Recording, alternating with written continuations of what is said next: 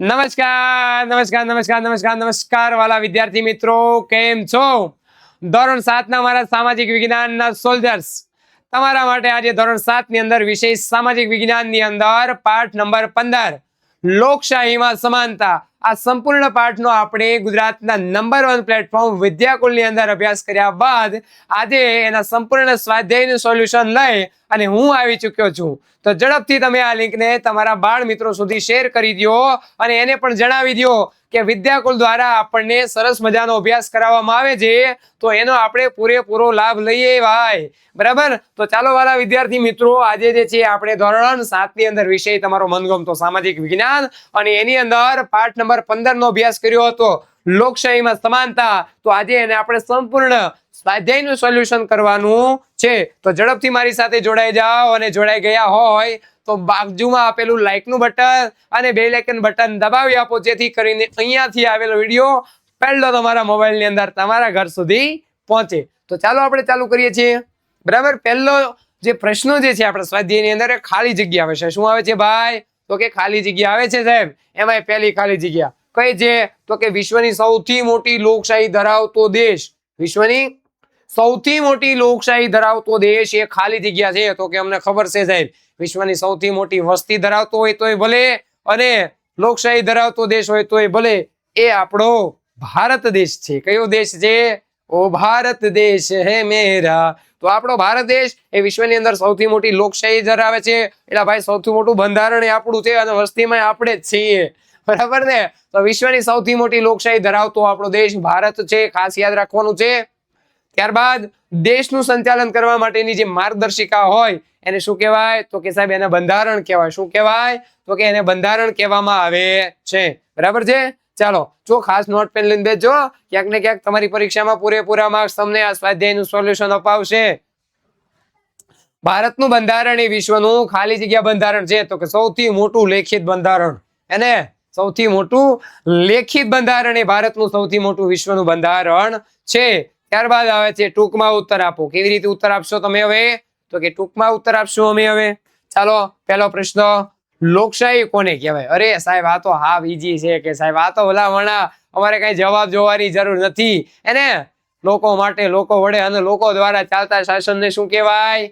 લોકશાહી કહેવાય. આ લોકશાહીની સમાનતામાં આપણે વ્યાખ્યાનો સરસ અભ્યાસ કર્યો હતો. ચાલો તો હું તમને કહી દઉં અહીંયા કે અમેરિકાના પૂર્વ પ્રમુખ હતા અબ્રાહમ લિંકન. કોણ હતું? Abraham Lincoln. અત્યારે કેમ બોલો ટ્રમ્પ છે કે ને, એવી રીતે પૂર્વ પહેલા જે છે એ અબ્રાહમ લિંકન એક પ્રમુખ હતા, એની વ્યાખ્યા આપી. શું કીધું? તો કે લોકોનું, લોકો વડે અને લોકો માટે ચાલતા શાસનને લોકશાહી કહેવામાં આવે છે.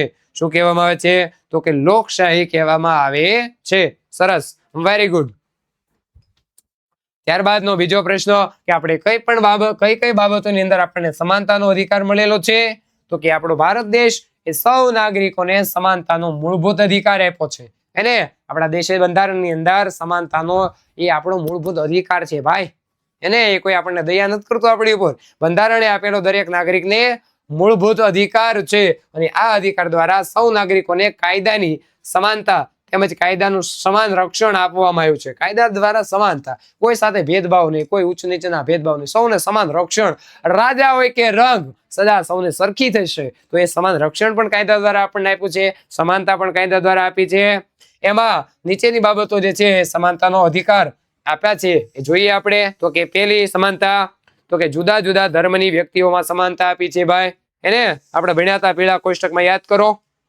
બીજી, વ્યક્તિગત વિકાસમાં સમાનતા આપેલી છે, પોતાનો વિકાસ કરવા માટે. ભાષા કે બોલીના આધારે સમાનતા આપેલી છે, એકદમ સાચું. ચોથું, લિંગ આધારિત સમાનતા. પાંચમું, શિક્ષણ મેળવવાની બાબતમાં સમાનતા. છઠ્ઠું, વિચારોની અભિવ્યક્તિમાં સમાનતા. અને સાતમું, સરકારી નોકરી કે જાહેર રોજગાર હોય કે ધંધો રોજગારના સ્થળોમાં સામાજિક જીવનને લગતી સમાનતા. તો આવી સમાનતાઓ જે છે આપણને સમાનતાના અધિકારમાં બંધારણમાં આપેલી છે ભાઈ. જો આ સમજવા માટે લાવવું પડે ને તમારા માટે ખાસ. જો તો એને ભાષા કે બોલીના આધારે સમાનતા. જો ગુજરાતી, હિન્દી, મરાઠી જે ભાષા બોલો એ કે સમાન થાય, કે કોઈની યારે ભેદભાવ નહીં કરવાની, કે જે મજા આવે ભાષા બોલે. શિક્ષણ મેળવવામાં સમાનતા. 6 વર્ષથી લઈ 14 વર્ષ સુધીના બાળકોને મફત અને ફરજિયાત શિક્ષણ. હોશિયાર છો, આવડે બધું. મારી હારો હારી. વ્યક્તિગત વિકાસમાં સમાનતા. વ્યક્તિને પોતાનો પર્સનલ વિકાસ કરવો હોય, ઉદ્યોગ કરવો હોય, કોઈ પણ વસ્તુ શિક્ષણ મેળવવું હોય તો પોતાનો પર્સનલ વ્યક્તિગત પોતાનો વિકાસ કરી શકે છે. સ્પોર્ટમાં જવું હોય એને તમારે શું બનવાનું છે કોમેન્ટ કરવાનું છે. લિંગ આધારિત સમાનતા. સ્ત્રી હોય કે પુરુષ હોય એને કોઈ પણ પ્રકારનો ભેદભાવ નહીં કરવામાં આવે, સરખી રીતે રાખવામાં આવશે. વિચારોની અભિવ્યક્તિ. તમે પોતાના વિચારોને આપણે દેશની અંદર રજૂ કરી શકો છો. જુદા જુદા ધર્મ વ્યક્તિની સમાનતા. કોઈ પણ વ્યક્તિને જે ધર્મ પાળવું હોય એ બાબતમાં એને પૂરેપૂરી સમાનતા સ્વતંત્રતા છે. સરકારી નોકરી હોય, રોજગાર હોય, ધંધો હોય, સામાજિક જીવન હોય, દરેકને આવી સમાનતાઓ પ્રાપ્ત થયેલી છે ભાઈ. ત્યારબાદ પ્રશ્ન નંબર 3, વ્યક્તિના સર્વાંગિક એટલે કે સંપૂર્ણ વિકાસ માટે કઈ બાબત જરૂરી છે? સર્વાંગિક વિકાસ એટલે કે સંપૂર્ણ વિકાસની અંદર કઈ બાબત જરૂરી છે ભાઈ? ચાલો મારી સાથે કયો. હાલો અહીં જો અહીં લખ્યું છે તો કે સંપૂર્ણ અથવા સર્વાંગિક વિકાસ માટે ધર્મની જરૂર છે ભાઈ. તે પોતાની ભાષાની, જાતિની, વંશની, રંગ કે જન્મસ્થળના કોઈ પણ ભેદભાવ વિના સમાનતાના અધિકારોને યોગ્ય રીતે અમલ કરવો જરૂરી છે. આ દરેકે દરેક બાબત જે છે, ધર્મ હોય, ભાષા હોય, વંશ હોય કે પછી રંગ કે જન્મ જાતિના કોઈ પણ પ્રકારના ભેદભાવ વગર, ભેદભાવ સાથે નહીં, ભેદભાવ વગર જે છે એ સમાનતાનો અધિકાર અને યોગ્ય રીતે અમલ થાય ને એની ખાસ જરૂરિયાત છે. તો જ આ વ્યક્તિનો વ્યક્તિગત અને સંપૂર્ણ જે છે સર્વાંગિક વિકાસ થાય. ખ્યાલ આવે છે ને? તો પછી બરાબર. ચાલો ત્યારબાદનો આગળનો પ્રશ્ન શું કે છે આપણને? તો કે સાહેબ આગળનો પ્રશ્ન તો એક વાક્યનો છે, કાંઈ વાંધો નહીં. તો એક વાક્યમાં જવાબ દેવાના. મતાધિકાર કોને મળે છે? તો કે 18 કે 18 વર્ષથી મોટી ઉંમરના દરેક નાગરિકોને મતાધિકાર એટલે કે મતનો અધિકાર. તમને તો આવડે જ છે ભાઈ, સામાજિક વિજ્ઞાનના સોલ્જર્સ છો તમે. શું છો? સામાજિક વિજ્ઞાનના સોલ્જર્સ છો. 18 વર્ષ હોય કે 18 વર્ષથી ઉપરનો હોય દરેકને કે જાઓ મત દઈ આવો, કે આવો અધિકાર ભારતના બંધારણમાં મળ્યો છે. યાદ રાખજો પાછું આ બધું. ચૂંટણી પંચની શું કામગીરી હોય એને? ચૂંટણી પંચની શું કામગીરી હોય તમારા માટે થોડોક એમપી છે. ચાલો અહીં ધ્યાન કે કોઈ પણ પ્રકારનો ડર રાખ્યા વગર દેશમાં નોંધાયેલા જે મતદારો છે, આપણા દેશની અંદર જેટલી વસ્તી હોય એમાં 18+ વ્યક્તિ હોય એ આપણા દેશના મતદારો છે જે મત આપી શકે. એ માટે ચૂંટણી પંચે ખાસ વ્યવસ્થા ગોઠવવાની અને તટસ્થ એને કોઈ પણ પ્રકારનો ભેદભાવ નહીં કે આ પક્ષને જે છે ઊંચું દેખાડે, આ પક્ષને નીચું દેખાડે, એવી તટસ્થ રીતે ન્યાય ચૂંટણી કરાવશે. કોણ? ચૂંટણી પંચ કરાવે. બીજું કોણ કરાવે? તે મહિલા અને દિવ્યાંગ મતદારો માટે અલગ પ્રકારની વિશેષ સુવિધા ઊભી કરે, એ બૂથ ઊભું કરે. જે જગ્યા હોય ને બૂથ કહેવાય, મત દેવા જાય ને બરાબર. તો એ મહિલાઓ માટે અલગ વ્યવસ્થા ઊભી કરે, દિવ્યાંગો હોય એના માટે અલગ વ્યવસ્થા કરે. આ બધી કામગીરી ચૂંટણી પંચ કરશે. કોણ કરશે? ચૂંટણી પંચ. બાળ મજૂરી અટકાવવી જોઈએ. શું અટકાવવું જોઈએ ભાઈ? તો કે બાળ મજૂરી અટકાવવી જોઈએ. એના માટે શું કરવું જોઈએ? તો કે બાળ મજૂરી એ અસમાનતા છે. કેવી છે? અસમાનતા છે. બાળકોનું એમાં શોષણ થાય છે, એને શારીરિક રીતે પણ શોષણ થાય છે. બાળ મજૂરી બાળકોના શિક્ષણ મેળવવાના જે અધિકાર છે એનો ભંગ ગણાય છે. બાળકોને શિક્ષણ મેળવવાનો અધિકાર મળેલો છે, એનો ભંગ છે. 14 વર્ષ કરતા ઓછી ઉંમરના બાળકો મજૂરીએ રાખવું એ કાયદેસરનો કાયદાનો ભંગ છે. તેથી બાળ મજૂરી અટકાવવી જોઈએ. તેથી કરીને શું કરવું જોઈએ? તો કે બાળ મજૂરી અટકાવવી જોઈએ, કારણ કે કાયદાનો ભંગ થાય છે બરાબર. આમાં શોષણ થાય છે, શિક્ષણ મેળવવાનો અધિકારનો ભંગ થાય, એટલા માટે તમારે બાળ મજૂરી અટકાવવી જોઈએ. દરેક વિષયના સ્વાધ્યાયનું સોલ્યુશન હવે તમને મળી રહ્યું છે આપણી આ સરસ મજાની એપ્લિકેશન એટલે કે વિદ્યાકુલ. પ્લે સ્ટોરમાંથી જઈ અને ઝડપથી ડાઉનલોડ કરો વિદ્યાકુલની એપ્લિકેશન, જેમાં તમને આ વર્ષે મળવાનું છે સ્વાધ્યાયનું સોલ્યુશન, પાઠ્યપુસ્તકની પીડીએફ અને એમસીક્યુની ટેસ્ટ બરાબર. તો એપ્લિકેશન ડાઉનલોડ કરવાનું ભૂલવાનું નથી. ચાલો આપણે આગળ વધીએ. હવે આવે છે ટૂંક નોંધ અને મોસ્ટ આઈએમપી ટૂંક નોંધ. એવી ટૂંક નોંધ એટલે લોકશાહીમાં સમાનતા. વાલા વિદ્યાર્થી મિત્રો, આ ટૂંક નોંધ તમને તમારી એક્ઝામની અંદર બેઠે બેઠી જોવા મળવાની છે ભાઈ. કેવી જોવા મળવાની છે? તો કે સાહેબ બેઠે બેઠી. તમે કયો એટલે હોય જ એને લોકશાહીમાં સમાનતા. પાઠનું નામ જ એવું હતું, ટૂંક નોંધનું નામ એવું છે. ભારત એ એક લોકશાહી દેશ છે. તો સાચી વાત છે, લોકો વડે લોકો દ્વારા ચાલતા શાસનને લોકશાહી કહેવાય છે. વાત સાચી છે કે ભારત એ એક લોકશાહી દેશ છે.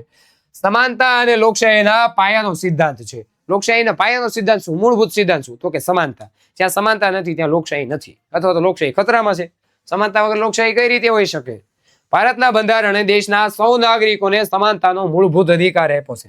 સમાનતાનો મૂળભૂત અધિકાર છે. સમાનતાનો કેવો અધિકાર છે બંધારણમાં? મૂળભૂત. એમાં હક દ્વારા બધા નાગરિકોને કાયદાની સમાનતા. શેની? કાયદાની. અને કાયદાનું સમાન રક્ષણ આપવામાં આવ્યું છે. કાયદા દ્વારા સમાનતા આપવામાં આવી છે અને કાયદા દ્વારા રક્ષણ પણ આપવામાં આવ્યું છે. અને ભારતની અંદર ધર્મ, વંશ, જાતિ, લિંગ, જ્ઞાતિ, ભાષા, રંગ કે જન્મ સ્થળના કોઈ પણ પ્રકારના ભેદભાવ વગર દરેક નાગરિકોને સમાનતાનો હક આપવામાં આવ્યો છે. દરેક નાગરિકોને શું આપવામાં આવ્યો ભાઈ? તો કે સમાનતાનો હક. એમાં કોઈ પણ પ્રકારના જે છે એ ધર્મ જોવા નથી આવતા કે આ ધર્મના લોકોને સમાનતા આપવાની, આને અરે અન્યાય કરવાનો. જાતિ નહીં, લિંગ નહીં, જ્ઞાતિ નહીં, ભાષા નહીં, રંગ નહીં, કાળો છે કે ધોળો છે, ઊંચો છે કે લાંબો છે, બરાબર ને, જાડો છે કે પાતળો છે, અહીંનો છે કે બહારનો છે, બરાબર ને, ગુજરાતનો કે, તો એવી રીતે ક્યાંય જોવામાં આવ્યું નથી. ભારતનો નાગરિક છે, સમાનતા ભલામણ, ક્યાંય ભેદભાવ નહીં. તમારે ભેદભાવ કરે તમને કેવું લાગે? તો પછી યાર, બરાબર, સૌ સરખા ગણી અને સૌને સમાન શિક્ષણ મેળવવાની વાત કરી છે. વિકાસ કરવાનો, ધંધો રોજગાર કરવાનો, મોજ કરવાનું, ધર્મ પાળવાની સરખી તકો આપવામાં આવી છે. બધાને સરખી તક આપી, કોઈ ભેદભાવ નહીં. લોકશાહીમાં સમાનતાના અધિકાર દ્વારા સર્વાંગીક વિકાસ સાધી શકે, પોતાનો વ્યક્તિગત વિકાસ કરી શકે ભાઈ, એના માટે સમાનતા આપી છે. આપણા સમાજને જાળવવા માટે પણ સમાનતાનો અધિકાર ખૂબ જ જરૂરી છે અને સમાનતાનો અધિકાર આપણને બંધારણીય રક્ષણ પૂરું પાડે છે ને. સમાનતાનો અધિકાર આપણા બંધારણીય રક્ષણ પણ પૂરું પાડે છે. તો મોસ્ટ આઈએમપી ટૂંક નોંધ છે, ખાસ નોંધ કરી લેજો. ત્યારબાદ એવી જ મહત્વની બીજી ટૂંક નોંધ છે, મતાધિકારમાં સમાનતા. કઈ આવે બેટા? તો કે સાહેબ મતાધિકારમાં સમાનતા. મતાધિકાર એટલે મત આપવાનો અધિકાર જે છે, આ મત આપવાના અધિકારની અંદર ક્યાંક ને ક્યાંક સમાનતા છે. તો એ સમાનતા વિશે આપણે વાત કરીએ કે ભારતમાં લોકશાહી શાસન વ્યવસ્થા છે. સાચી વાત છે સાહેબ, એકદમ સાચું. ભારત એક લોકશાહી શાસન વ્યવસ્થા છે અને આ લોકશાહીમાં સરકારની રચના લોકોના મતદાન વડે થઈ છે. સરકારની રચના કેવી થાય? તો કે જે લોક મત આપે, લોકો જાય 18 વર્ષથી ઉપરના મત આપીને આવે એટલે સરકારની રચના થાય. જેને સૌથી સારા મત મળે એ લોકો સરકાર બનાવે. આ માટે આપણા બંધારણમાં 18 વર્ષ કે એનાથી મોટી ઉંમરના દરેક નાગરિકને સમાન મતાધિકાર આપ્યો. એમાં કોઈ ભેદભાવ નહીં. એમાં ધર્મ, ભાષા, લિંગ, બોલી કે આર્થિક અસમાનતા વચ્ચે સમાનતાનો અધિકાર દ્વારા દરેક નાગરિકોને મતદાન કરવાનો અધિકાર મળેલો છે. એમાં ક્યાંય ભેદભાવ નહીં. દરેક નાગરિક મત આપી શકે. 18 વર્ષથી મોટો ભારતનો નાગરિક હોવો જોઈએ. મતાધિકારમાં કોઈ પણ પ્રકારનો ડર રાખ્યા વગર આપવાનો. એવું નહીં કે ભાઈ મને મત આપજે નકર આમ, એવું નહીં ભાઈ. ડર રાખ્યા વગર તમને જે પાર્ટી ગમે, તમને જે નેતા ગમે, જે સારું કાર્ય કરતું હોય એને જ મત આપવાનું. સહેજ પણ શરમ રાખ્યા વિના દેશના મતદાન યાદીમાં નોંધાયેલા બધા નાગરિકો મતદાન કરી શકે છે. બરાબર ને? આવો અધિકાર છે ભાઈ તમને. ભારતના નાગરિકમાં નિર્ભીક એટલે કે ડર વગર બની અને મતાધિકારનો ઉપયોગ કરશે માટે ચૂંટણી પંચ જાગૃત કરશે. બરાબર ને? ચૂંટણી પંચનું કામ છે જાગૃત કરવાનું. ચૂંટણી સમયે વધુમાં વધુ મતદારો પોતાના મતાધિકારનો ઉપયોગ કરે ભાઈ, અને ચૂંટણી પંચ એવા જ પ્રયાસો કરે કે જેથી કરીને લોકો વધુમાં વધુ મત દેવા જાય. જો એ સમયે રજા રાખે, બસની સુવિધા કરી દેશ ને, કારણ કે સાચું મત એને સાચા વ્યક્તિઓ મત દેવા જાય તો સાચો શાસન કરવા વાળો વ્યક્તિ ચૂંટાઈને આવે. મહિલા, દિવ્યાંગ વ્યક્તિ હોય, આ લોકોને પણ મતદાન આપવા માટે જાય તો એને એ પોતાના મતદાનનો ઉપયોગ કરી શકે અને એના માટે ચૂંટણી પંચ ખાસ વ્યવસ્થા કરે છે. બરાબર ને? એના માટે ચૂંટણી પંચ ખાસ વ્યવસ્થા કરે છે. તો ત્રીજો પ્રશ્ન આવે છે બાળ મજૂરી અને બાળ અધિકાર. બરાબર? ત્રીજો પ્રશ્ન કયો છે? તો કે બાળ મજૂરી વ્યક્તિના સર્વાંગી વિકાસ માટે એટલે કે સંપૂર્ણ વિકાસ માટે બાળકોને શિક્ષણ મેળવવાનો મૂળભૂત અને કાનૂની અધિકાર છે. એને શિક્ષણ મેળવવો એ કેવો અધિકાર છે? તો કે શિક્ષણ મેળવવો એ મૂળભૂત અને કાનૂની અધિકાર છે. આપણા દેશમાં 6 વર્ષથી લઈ 14 વર્ષ સુધી મફત, ફરજિયાત અને સાર્વત્રિક શિક્ષણ મેળવવાનો અધિકાર છે. કાયદાકીય અધિકાર આપવામાં આવ્યો છે.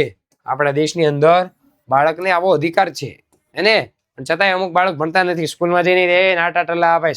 આવું નહીં કરવાનું ભાઈ. અધિકાર છે તો એનો પૂરો ઉપયોગ કરવાનો, શિક્ષણ મેળવવાનું. નહીતર પછી બાળ મજૂરી ઘણી જગ્યાએ થાય છે. જો તેથી 14 વર્ષથી ઓછી ઉંમરના બાળકોને મજૂરી રાખી શકાય નહીં. બહુ ગંભીર છે. ઘણાને ભણવું છે પણ ભણવા મળતું નથી અને ઘણા ભણે છે એ ભણતા નથી. બાળ મજૂરી બાળકના શિક્ષણ મેળવવાના અધિકારનો ભંગ કરે. બાળકને જે શિક્ષણ મેળવવાનો અધિકાર આપ્યો છે એમાં ક્યાંક ને ક્યાંક બાળ મજૂરી થાય તો એ શિક્ષણ મેળવવાના અધિકારને ભંગ કરે છે. બાળકોને ભણાવવાની ઉંમરે તેમની પાસે મજૂરી કરાવવામાં આવે તો કાયદાનો ભંગ થયો કહેવાય. એને ભણવાની ઉંમર છે, મજૂરી થોડી કરવાની છે. અને આ કાયદાકીય ભંગ બદલ નાગરિકોને કાનૂની સજા થઈ શકે છે ભાઈ. હા, બાળકોને મજૂરી રાખો ને તો જેને રાખ્યા હોય એને સજા થાય. બરાબર ને? ખ્યાલ આવ્યો? મજા આવી કે ન આવી? મજા તો બસ અહીં સુધી આપણે રાખીએ છીએ, મળીએ છીએ નવા પ્રકરણમાં નવી માહિતી સાથે. ત્યાં સુધી બસ મને રજા આપો. જોતા રહો વિદ્યાકુલની આ યુટ્યુબ ચેનલ. મળીએ છીએ. જય હિન્દ, જય ભારત, જય જય ગરવી ગુજરાત.